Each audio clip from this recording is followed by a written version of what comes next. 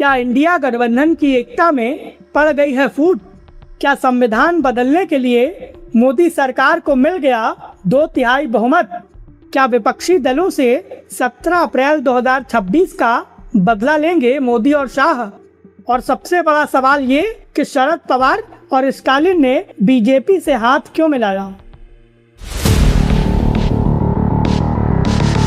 नमस्कार दोस्तों, ये एनालाइज नाउ है। मैं हूं कृष्णा वाजपेयी और अपने इस वीडियो में हम बात करेंगे प्रधानमंत्री नरेंद्र मोदी की एनडीए सरकार की, जिसको 17 अप्रैल 2026 को विपक्षी दलों के इंडिया गठबंधन की एकता की वजह से एक बहुत बड़ा झटका लगा था और संसद में मोदी सरकार की पहली बार किरकिरी हो गई थी।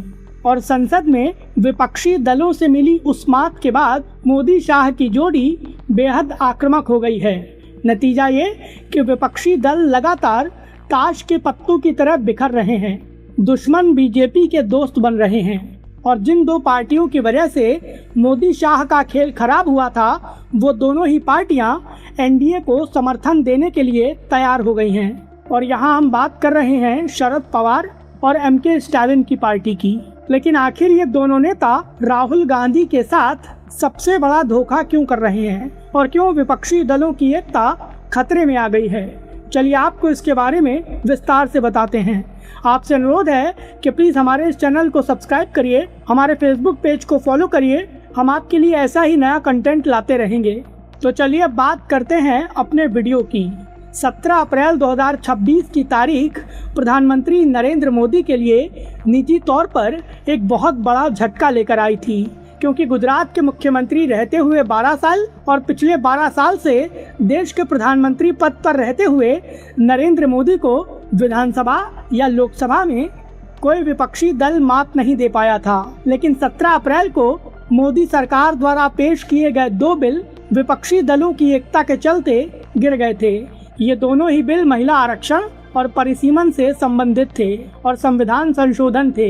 इसीलिए इनको पारित कराने के लिए मोदी सरकार को सदन में 2/3 बहुमत की जरूरत थी। लेकिन विपक्षी दलों की एकता के चलते ये बिल पास नहीं हो पाए थे। मोदी सरकार के लिए ये कुछ वैसा ही बड़ा झटका था जैसा साल 2024 के लोकसभा चुनाव के दौरान बीजेपी को लगा था और बीजेपी पूर्ण बहुमत का आंकड़ा पार नहीं कर पाई थी।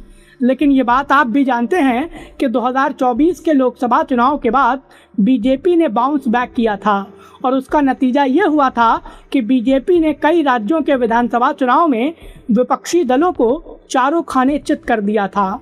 और 17 अप्रैल 2026 को संसद में लगे झटके के बाद बीजेपी एक बार फिर से बाउंस बैक करती नजर आ रही है, क्योंकि वो दोनों बिल जो संसद से अप्रैल 2026 में पारित नहीं हो पाए थे, वो 20 जुलाई को संसद का मॉनसून सत्र शुरू होने के बाद फिर से पेश किए जाएंगे।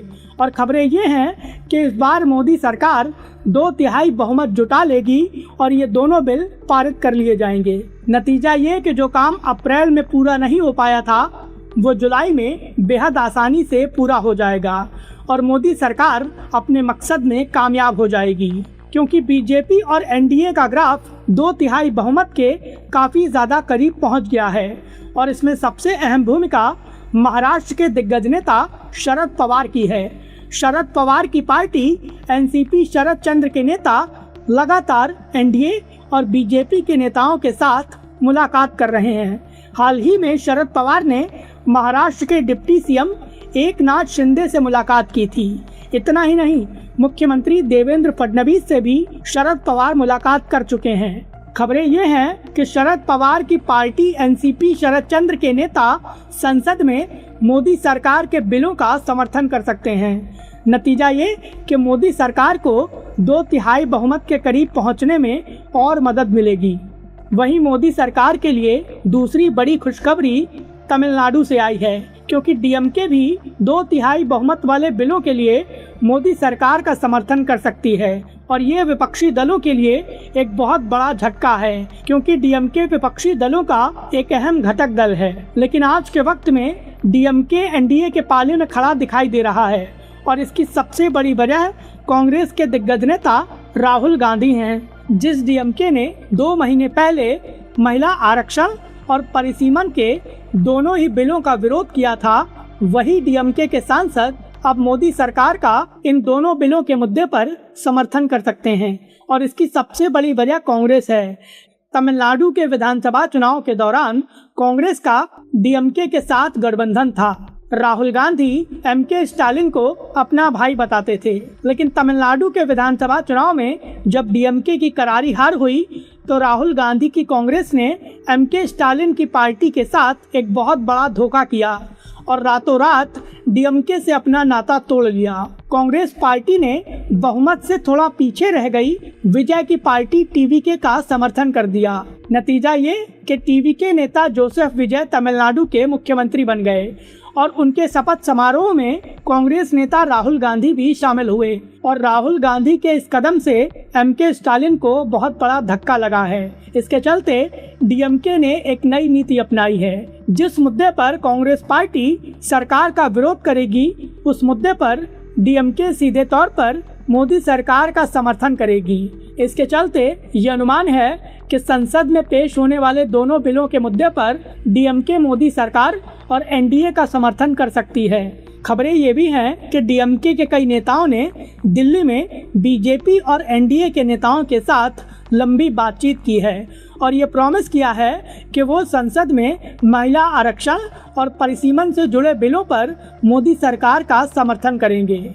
इतना ही नहीं, बंगाल के विधानसभा चुनाव के बाद ममता बनर्जी की पार्टी टीएमसी में बड़ी टूट हुई है और ममता बनर्जी की पार्टी के 20 लोकसभा सांसद क्षेत्रीय पार्टी एनसीपीआई में शामिल हो गए हैं। कुछ ऐसा ही महाराष्ट्र में भी हुआ है।